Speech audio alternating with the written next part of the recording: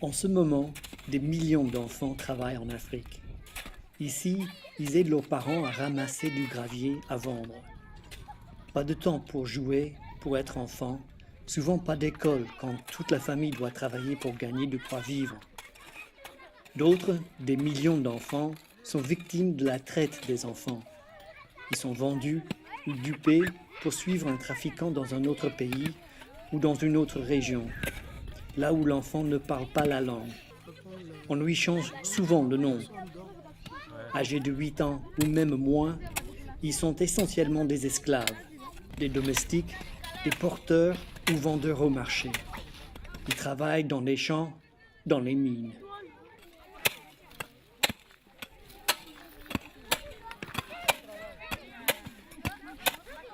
On est au nord du Bénin, au confluent de plusieurs frontières. Burkina Faso et le Niger au nord, Togo à l'ouest et Nigeria à l'est. La diversité des langues, les frontières et la pauvreté rendent l'endroit un terrain idéal pour un trafiquant. C'est ici à Djougou, où une association soutenue par la Fondation Folero tente de retrouver ces enfants qui parfois veulent juste de l'argent pour payer l'école. Rafiou est parti à 13 ans. On était dans un village. Un monsieur nous a venu raconter des histoires et d'aller là-bas travailler pendant 3 mois. Il va en acheter des fournitures scolaires avec des vélos. Dans 3 mois, il nous a dit de faire 6 mois. On a travaillé, on n'a pas trouvé l'argent. Finalement, on a fait 22 mois. Mais le monsieur a pris notre argent et l'a fui. Il nous a dit de venir avec pied. Après un tel drame, ces enfants sont souvent désorientés, perdus. Les plus jeunes ne se souviennent ni de leur adresse, ni des noms de leurs parents. Le programme d'insertion des enfants déshérités, le PIED, tente de les encadrer, les réunir avec leurs familles et de les réorienter vers un travail ou des études. Celui-là, il vient de faire 3 semaines. On n'a pas encore retrouvé ses parents. Il dit seulement qu'il donne seulement le nom du quartier. On ne retrouve pas les parents. Il ne connaît pas le nom de la maman. Tous ces enfants ont été soit avec la complicité de leurs parents ou non, ou avec la complicité d'une autre personne envoyée au Nigeria ou à Niamey pour travailler. Et dites-vous, les 100% de ces enfants n'ont jamais reçu le fruit du travail qu'ils ont eu à faire dans ces pays-là. C'est les intermédiaires, c'est ceux-là qui bénéficient du fruit de leur travail. La majorité de ces enfants ne sont pas bien traités. Un enfant qui se lève à 5 h du matin, déjà c'est une corvée, c'est de l'esclavage. Et souvent ces enfants sont les derniers à dormir. Parce qu'après le manger du soir, ce sont ces enfants qui font la vaisselle, qui lavent les bols. Donc ils sont les derniers à rentrer. Et la majorité de ces enfants, ce sont des filles. Ils jouent sur la pauvreté des parents de ces enfants. En leur miroitant qu'arrivés là-bas, ils vont trouver des choses qui vont amener pour augmenter leurs revenus dans la maison, améliorer leurs conditions de vie. C'est ce qu'on dit aux parents. Ici, au centre d'accueil, les enfants peuvent bénéficier d'un hébergement avant de retrouver leur famille. Le centre les prépare à s'intégrer de nouveau dans la société en apprenant un métier comme la couture ou la mécanique.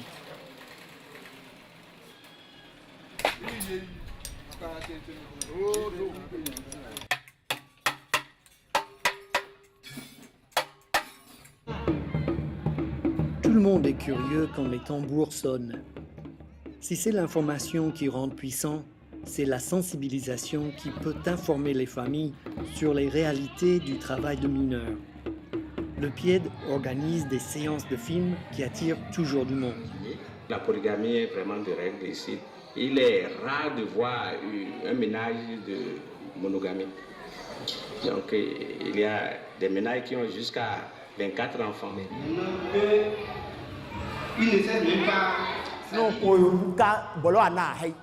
L'animateur leur parle des dangers d'envoyer leurs enfants travailler. Mais c'est la pauvreté combinée avec l'ignorance qui pousse les parents à laisser partir les enfants.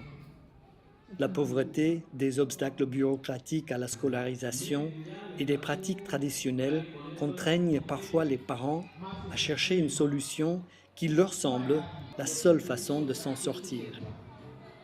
Quand on a commencé la sensibilisation, il faut mettre les enfants à l'école, il faut mettre les enfants à l'école. Les parents ont mis les enfants à l'école, mais les charges scolaires, il n'y a pas les moyens pour accompagner l'enfant dans l'école. Il y a des enfants qui vont à l'école sans même manger à midi. L'acte de naissance, c'est un problème. On dit aux parents d'amener 20 000, 15 000 pour aller refaire l'acte de naissance. Le parent qui n'en a pas, il dit à son enfant, viens rester à la maison à cause de ce papier. Donc l'enfant ne va plus à l'examen et l'école est coupée. Le second problème, c'est que les parents ici, c'est des polygames, la majorité. Ils ont 2, 3, 4 femmes avec les enfants. Alors, pour nourrir ce nombre d'enfants, ça devient un problème. On ne peut pas envoyer l'enfant de l'autre femme à l'école et laisser l'enfant de l'autre femme. Ça devient un problème. Donc, il faut envoyer tous les enfants. Voilà que je n'ai pas les moyens, donc je décide, je laisse. Et les enfants ne vont plus à l'école. La définition d'un enfant peut aussi porter confusion. Par la loi, c'est toute personne en dessous de 18 ans. Mais même en Europe, pendant des crises et des guerres, les enfants, eux aussi, devaient travailler. Les enfants ici n'ont pas le luxe d'être un enfant d'antan. C'est un luxe qui devrait être un droit. Par rapport au travail, on dit qu'il faut avoir l'âge de 14 ans. Ça fait une confusion totale dans la tête des parents. Mon enfant, à 14 ans, il est déjà grand. Si c'est une fille, elle peut aller en mariage. Si c'est un garçon, il peut aller travailler n'importe où. Il peut aller même au Nigeria. Donc, c'est cette confusion-là qu'on est en train de revoir avec les parents. Wassila et son frère ont suivi un trafiquant qui promettait des fournitures scolaires et des bols. Avec des bols, Wassila pourrait constituer une dot pour se marier. C'est la souffrance qui m'a poussée à les envoyer au Nigeria. Le garçon n'a rien amené et la fille n'a ramené qu'une grossesse. J'ai gardé les enfants. On a vraiment souffert. On ne mangeait pas assez. C'est celui qui m'a emmenée qui m'a violée. Il lui sera très difficile de se marier maintenant. Il y a des enfants envoyés encore plus loin. Armel a été trafiqué quand il avait 15 ans. Une dame du village disait que son fils est professeur au Gabon et que le petit Armel pourrait étudier là-bas. Armel part avec le fils de la dame à l'aéroport de Cotonou. Il m'avait dit qu'arrivé à l'aéroport, que je m'appelle, il a mis son nom de famille et a changé mon prénom Eudes. J'ai vu Jean Eudes. Bon, vu mon âge, je ne me suis pas trop intéressé à ça. Mais au Gabon, il n'y avait pas d'études. Armel travaillait dans une boutique au bord de la route. Je travaille jour et nuit et je me réveille très tôt et je me couche très tard. Finalement, Armel a pu avertir un client de la boutique qui en a informé l'ambassade du Bénin et Armel a été rapatrié. Aujourd'hui, Armel est devenu photographe et enseigne à son tour son métier à des apprentis. Envoyer l'enfant, laisser l'enfant, c'est une faute grave des parents qui ne maîtrisent pas. Je pense qu'il y a aussi ce qu'on appelle en général la pauvreté aussi qui fait que les parents aient des comportements très très sales. Le trafiquant d'Armel habite toujours au village et n'a jamais été prosécuté. Le trafiquant est souvent un parent ou quelqu'un du même village qui bénéficie de la confiance de la famille. Daniel est un ancien trafiquant. D'accord pour nous parler, il voulait se voir derrière le village, loin des regards. Daniel a des ennemis. J'ai des ennemis que, en marchant, ils me voient, je les vois là. J'ai peur d'eux, parce que je n'ai pas fait un bon travail. Je vais négocier avec les parents d'abord, avant de prendre l'enfant. Qu'est-ce que tu dis?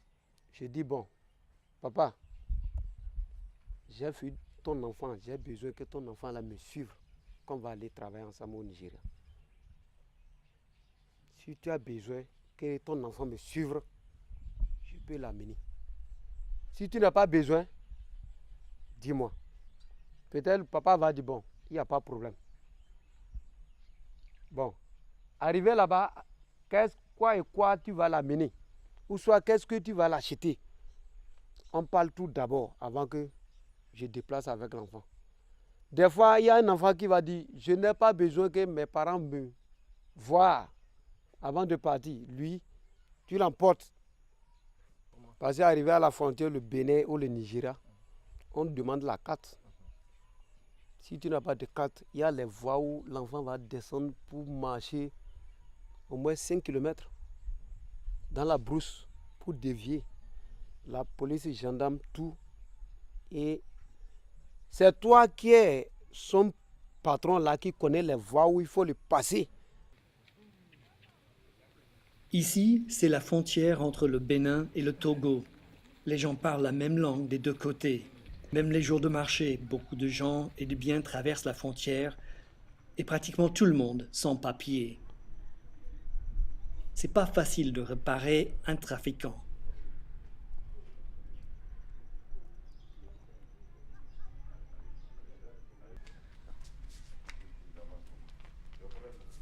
Donc, vous voyez cette dame-là passer.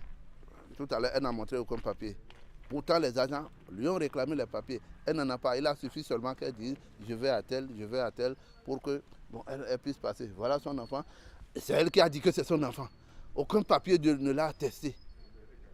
On fait avec.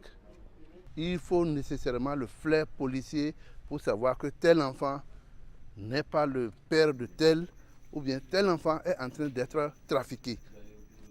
Il y a environ 3 semaines, à mon poste de police là, un monsieur était arrivé avec casque, et un sac en bandoulière, une coiffure bizarre, des jeans, tout ça. Bon, avec une fille de 7 ans derrière, habillée façon là.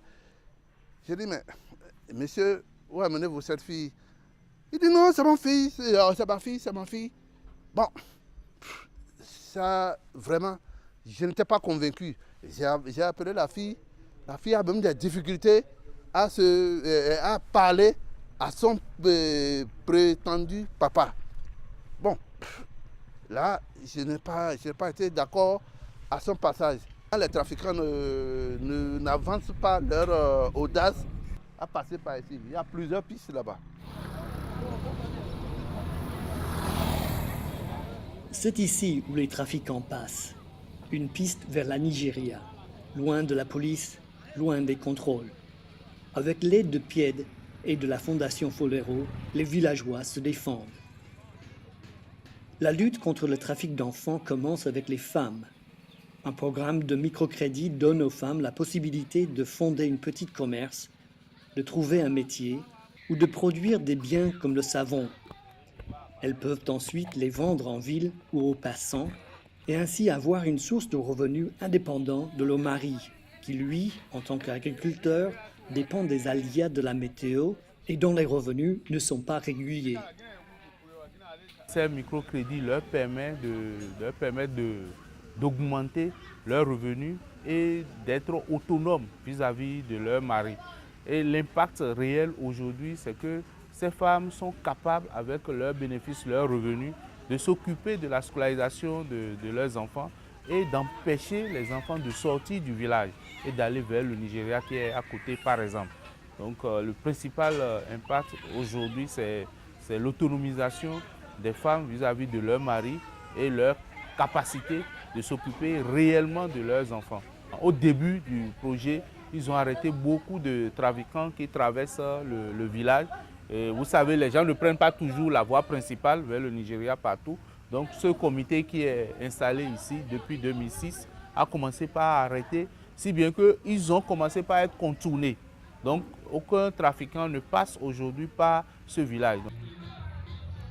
La lutte avance, mais encore beaucoup d'enfants sont dans une situation fragile, des proies faciles pour les trafiquants sans scrupules. Moyel.